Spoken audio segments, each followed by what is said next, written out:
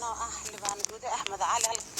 halkan waxaan ka beeninayaa bariyahan waxa la soo dhigay barta bulshada ku kulanto taasoo uu ku baahiyay odagii soo qoray taasoo waxa soo uu ka sameeyay been abuurka uu ka sameeyo soo mar labaad kursiga uu gato uu dilaa la suuq ugu jiro waxa uu sameeyo uu sheegay wax allaalay wax ka jira ma jirtaan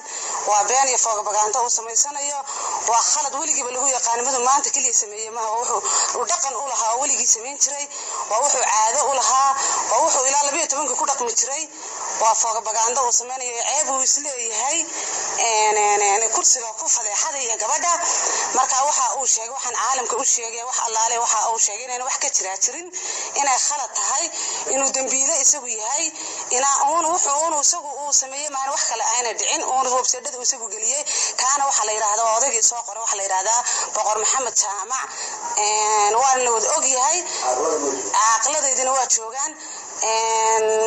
qaraabada iyo dadkayga dhan wada joogan waxa soo caalamka waxaan u sheegnay wax ka jira inay jirin qof aan xidhiidh la ma jirto isaga ka ugu leh waa qaba odageedii baan ahay isaga ka koowa